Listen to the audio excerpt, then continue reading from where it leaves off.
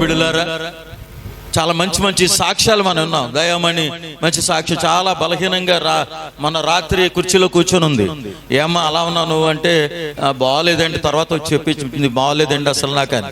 దేవుని బిడ్డలారా, మరి మంచి సాక్ష్యం. ప్రార్థన చేసినప్పుడు ఇంటి కాసేపుడికి బలహీనత అంతా కూడా విడిపించబడింది. దేవుని స్తోత్ర.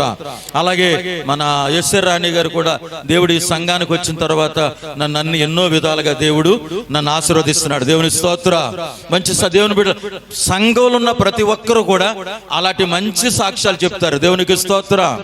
ఖచ్చితంగా దేవుడు మిమ్మల్ని ఆ సమస్యలన్నిటి నుండి విడిపిస్తాడు. కానీ మనం చేయాల్సిందంటే దేవునితో బలంగా ఉండటం నేర్చుకోవాలి. దేవునితో బలంగా మనం ఎప్పుడైతే ఉంటామో అప్పుడే దైవ కార్యాలు మన బ్రతుకులో మనం చూస్తాం. అందుచేత ఈ రోజు మనం వినే వాక్యాన్ని ఒకసారి చదువుకుందాం. రాజుల మొదటి గ్రంథము 18వ అధ్యాయము 20వ వచనం.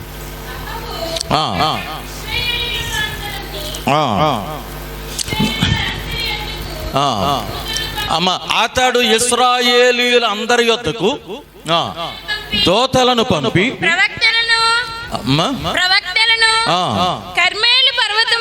కర్మేలు పర్వతమునకు సమకూర్చెను. ఏలియా జనులందరి దగ్గరకు వచ్చి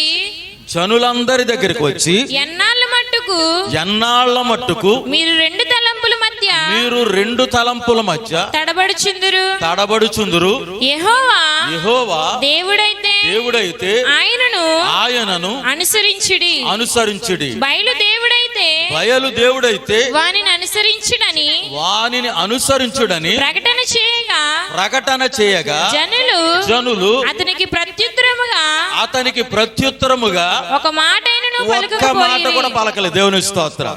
దేవుని బిడ్డలారా, బైబిల్ గ్రంథంలో చాలా విచిత్రమైనటువంటి మాటలు ఉంటాయి. ఆహాబు దగ్గరికి ఏలియా వచ్చి, లేకపోతే ఏలియా దగ్గరికి ఆహాబు వచ్చినప్పుడు చెప్పాడు, మీ దగ్గర ప్రవక్తలు ఉన్నారు కదా, బయలు ప్రవక్తలు, వారందరినీ కూడా కర్మేలు పర్వతానికి సమకూర్చి వాళ్ళందరిని రప్పించు, ఒకసారి మనం ఎవరు దేవుడు అనేది తెలుసుకుందాం, ఎవరు దేవుడు అనేది తేల్చుకుందాం అని చెప్పి ఏలియా మాట్లాడితే రాజు ఏం చేశాడంటే ఆ బయలు ప్రవక్తలందరినీ కూడా కర్మేలు పర్వతానికి సమకూర్చాడు. అక్కడే ఇశ్రాయేలీలు కూడా ఉన్నారు. ఇశ్రాయేలీలు అందరూ ఉండగా ఏలియా ఏమంటున్నాడంటే 21వ వచనం, ఎన్నాళ్ళ మట్టుకు మీరు రెండు తలంపుల మధ్య తడబడుచుందురు. ఆయన ఇప్పుడే కాదు, ఇప్పుడు కూడా ప్రజల్లో ఇదే తడబాటు.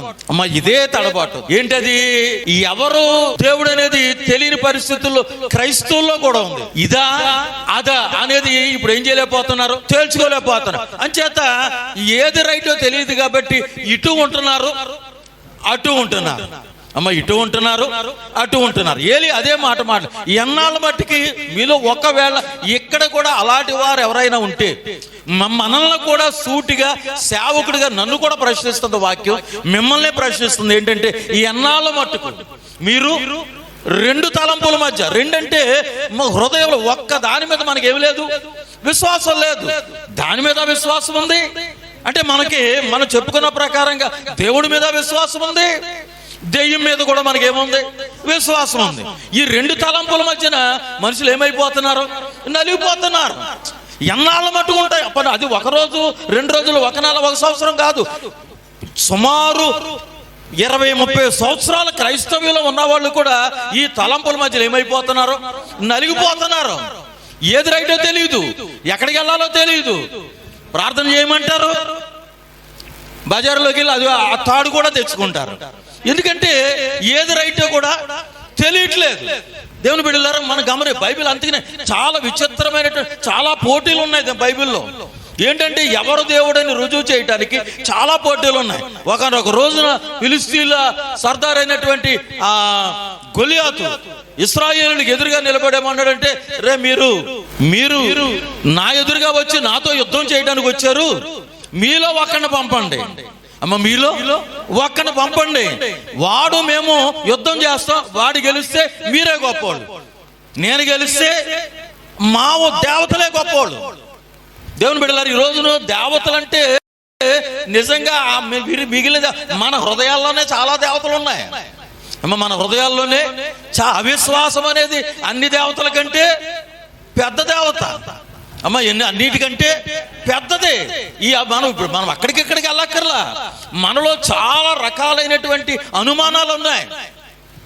ఏది నిజమో మనం కూడా ఏం చేయలేకపోతున్నాం, తేల్చుకోలేకే గుడికి రాలేకపోతున్నాం, తేల్చుకోలేకే దేవుని పరిపూర్ణంగా ఆరాధన చేయలేకపోతున్నాం. అదే అంటాడు, ఎన్నాళ్ళ మట్టుకు మీరు రెండు తలంపుల మధ్యన నలిగిపోతారు. ఇశ్రాయేలీయులు చాలా మంది ఉన్నారు. అందుకే దేవుని కొరకు ఏదైనా ఒక గొప్ప కార్యం చేయవలసి వస్తే ఎదురు నిలబడటానికి ఉండేవాడే గొప్పోడండి. దేవుని స్తోత్రం. మాటలు చెప్పేవాడు గొప్పోడు కాదు. అవసరమైతే ప్రమాదం వచ్చినప్పుడు అయితే అప్పుడన్నా మనం ఆయన కొరకు ఏం చేయాలి, అపవాదికి ఎదురుగా నిలబడాలి. ఆడి దగ్గర నిలబడితే మనం ఎలా గెలుస్తాం, మనం గెలవలేవు. కానీ మన వెనకాల ఉన్న దేవుడు బలవంతుడు, గొప్పవాడు. ఏలియాకి ఎంత ధైర్యం ఉండాలి. ఈ రెండు నేను పోల్చి చెప్తా ఉంటాను, మీరు జాగ్రత్తగా గమనించాలి. ఏలియాకి ఎంత ధైర్యం ఉండాలి. మీరు ఎంతకాలము రెండు తలంపుల మధ్యన నలిగిపోతారు. యెహోవా దేవుడైతే ఆయనతో ఉండండి, లేదు బయలు దేవుడైతే ఆయనతో ఉండండి. అంతేగాని అటు ఇటు కాకుండా, దీన్నే బైబిల్ ప్రకటన గ్రంథం ఏమన్నాడు, ఉండే వెచ్చగానే ఉండండి, లేకపోతే చల్లగానైనా ఉండండి, నులివెచ్చని స్థితిలో మీరు ఉండొద్దు. దేవుని బిడ్డలారా అని యోహాను ప్రవక్త మనకు చక్కగా తెలియజేశాడు. కొన్ని సార్లు మనం నిజాయితీ మీద నిలబడవలసి వస్తుంది. విశ్వాసం కొరకు అందరూ వ్యతిరేకమైన మనం ఒక్కడమే దేవుని పక్షంగా నిలబడవలసి వస్తుంది. అప్పుడు నిలబడినప్పుడు మనకి భయం ఉంటుంది. అమ్మ, మనకు కూడా ఏముంటుంది, భయం ఉంటుంది. ఎందుకంటే మనము మనుషులమే కాబట్టి. ఏమో ఇది జరుగుతుందో జరగదో, పందు వేస్తున్నాం, ఈ పందులో నేను గెలుస్తాను గెలవను. రాజకీయాల్లో పందాలు వేస్తే అది వేరే సంగతి. అది గెలవచ్చు, పార్టీ గెలవచ్చు, గెలవకపోవచ్చు. కానీ దేవుని పక్షంగా నువ్వు ఉన్నప్పుడు ఖచ్చితంగా మనం ఏం చేస్తామంటే గెలిచి తీరతామంతే. దేవుని స్తోత్రం. గెలిచేది మనం కాదు, గెలిపించే దేవుడిని మనం కలిగి ఉన్నాం కదా. ఆయన మనల్ని ఏం చేస్తాడంటే విజయ పదవులో నడిపిస్తాడు. దేవుని స్తోత్రం. ఏలియా మాట్లాడుతున్నా, బయలు ప్రవక్తలు అందరూ వచ్చారు, ఇశ్రాయేలీయులు అందరూ వచ్చారు.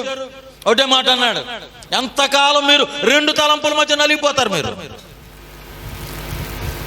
అది రైట్ అయితే అటు ఉండండి, ఇది రైట్ అయితే ఇటుండే అని చెప్తున్నప్పుడు ఎవరో కూడా నిలబడి కాదు ఇది రైట్ అని ఎవరు అనలా, పోనీ ఇది రైట్ అని ఎవరు అనలా. రెండు పక్షాల కూడా ఎవరో కూడా మాట్లాడలేదంటే వాళ్ళకి దీని మీద విశ్వాసం లేదు, దాని మీద విశ్వాసం లేదు, దీని మీద నమ్మకం లేదు, దాని మీద నమ్మకం లేదు. కాబట్టి అలాగా ఎలా ఉన్నారంటే వాళ్ళు చాలా మౌనంగా ఉండిపోయారు. దేవుని బిడ్డ, ఈ రోజున కూడా మనం అటు ఇటుగా ఉంటే మనం మౌనంగానే ఉంటాం. దేవుని పక్షంగా నిలబడితే ఆయన కొరకు నిలబడి మనం గొప్ప కార్యాలు చేస్తాం. దేవుని స్తోత్రం. ఛాలెంజింగ్ అంటే ఏలియా చేసిన చాలా సవాల్ ఎలాంటిదంటే ఉంటే పేక ఉంటుంది, లేకపోతే తెగిపోద్ది అంతే. అర్థమవుతుందండి.